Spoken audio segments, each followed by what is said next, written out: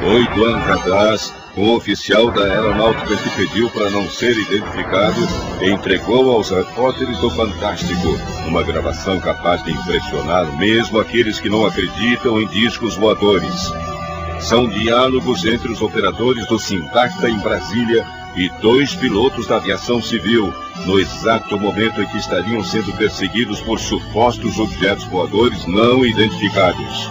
O primeiro piloto era da Transbrasil, uma companhia que não existe mais. Ouça o que ele diz pelo rádio. Brasília ao Transbrasil. Está doido quando prossiga. Ele, inclusive, agora está mais próximo da gente, está numa velocidade violenta. Ele está aqui à nossa direita. Já contato visual com alguma forma de aeronave?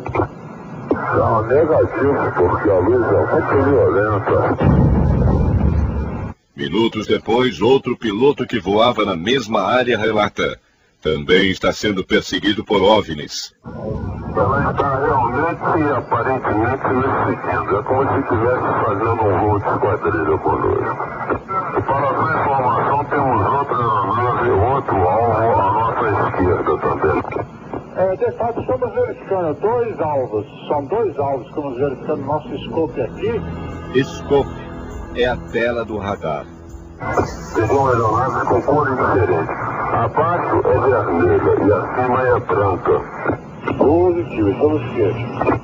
Não se sabe se essa gravação feita em 1977 está hoje em algum arquivo militar. Mas se você quer descobrir o que as autoridades da aeronáutica sabem de fato sobre discos voadores, siga esse carro.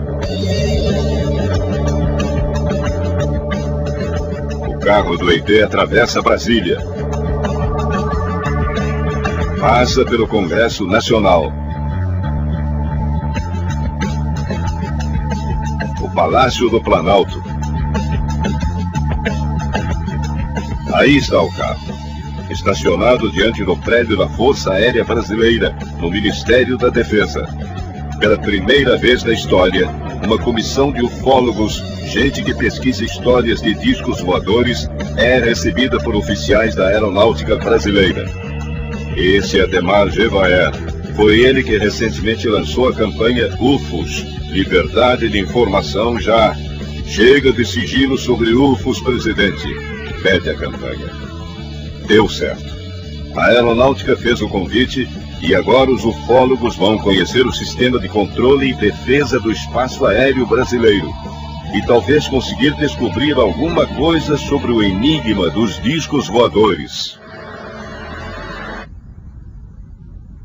Os ufólogos chegam ao Sintacta, o Centro Integrado de Defesa Aérea e Controle de Tráfego Aéreo. São recebidos pelo brigadeiro Teres Ribeiro, o chefe do Centro de Comunicação Social da Aeronáutica, que anuncia: o comando determinou que as informações sobre OVNIs fossem liberadas. Ele determinou que tudo que nós temos fosse aberto. Mas antes, todos vão à estação meteorológica, de onde são lançados balões-sondas que transmitem às telas dos computadores informações como pressão, temperatura do ar, umidade. Todos os dias, em dezenas de estações espalhadas no país, a aeronáutica lança 90 balões como este. E algumas vezes eles são confundidos com OVNIs.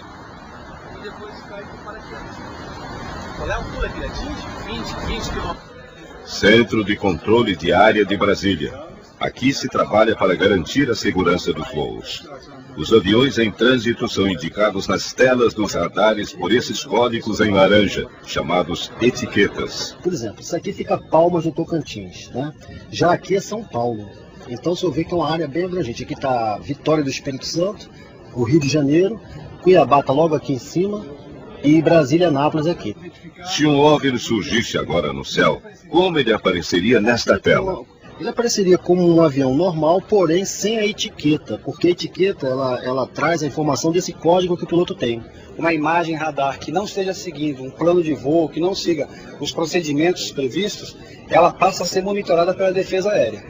Em determinado momento, em função do seu comportamento, o piloto de caça pode vir a ser acionado. Se porventura ele apenas visualiza uma luz, para o piloto de caça, a missão dele é defender o espaço aéreo. Se aquela luz, por exemplo, ela desaparece de uma hora para outra, deixou de ser não é nem uma ameaça, deixou de ser um tráfego desconhecido, ele passou a não existir mais. O piloto de caça retorna para sua base e a partir daí o papel da Força Aérea se encerra. Este é o formulário do Comando da Aeronáutica que os pilotos que avistam OVNIs e outras testemunhas devem preencher. Tráfego hotel é o código que se usa na aeronáutica para designar esses casos. Houve um contato próximo? Um contato imediato com o objeto? Qual era a forma? A cor? O tamanho? A velocidade? Estava parado no ar? Voou em zigue-zague? CONDABRA, Comando de Defesa Aeroespacial Brasileiro. Aqui raramente é permitido o ingresso de câmeras. O repórter do Fantástico entrou e viu o seguinte. Sobre uma mesa na sala que é o centro de decisão da Defesa Aeroespacial Brasileira, havia 3 pastas de documentos que os ufólogos puderam examinar. Na primeira pasta estava o depoimento prestado em 1954 por um comandante da Varig, Najib Ayub, que relatou ter visto um objeto voador não identificado no Rio Grande do Sul. A segunda pasta continha os relatos dos pilotos envolvidos na perseguição a 21 OVNIs sobre São Paulo, São José dos Campos e Rio de Janeiro. O episódio ocorreu em maio de 1986, foi divulgado pelo próprio ministro da Aeronáutica Otávio Moreira Lima e apareceu em reportagens do Fantástico. A Defesa Aérea me solicitou naquele instante que eu fosse para cima do alvo e tentasse identificar o que era. Era uma luz muito forte. Na terceira pasta estava o relatório do mais impressionante caso da ufologia brasileira, a Operação Prato. Uma investigação sobre OVNIs comandada em 1977 no Pará por este homem, o coronel Uirangê Holanda, morto em 1997. Nós detectamos pelo menos 9 formas de objetos. Sondas, naves, forma de disco voador. Todos os relatórios eram encaminhados pelo primeiro comando a Brasília. Estas são cópias de originais que estavam na pasta da Aeronáutica. O repórter do Fantástico teve acesso à sala do CONDABRA, onde estão todos os arquivos secretos a respeito de OVNIs.